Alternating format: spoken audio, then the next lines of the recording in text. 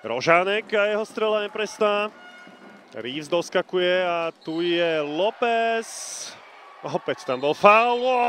Tak teraz to pôjde. No, Juríček tam upokojuje Lópeza, Rožánek si vyšliapol na Lautaro Lópeza.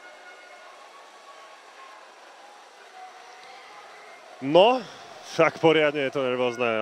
Toto nie sú obrázky, ktoré chceme vidieť. Rožánek nahnevaný, ďalší hráči nahnevaní. Emócie patria k športu, ale keď je to prehnané, tak to už skôr tomu športu škodí.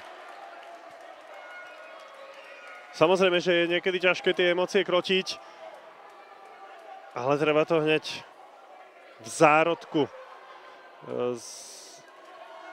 Treba to hneď v zárodku udupať. No a Lautaro López bude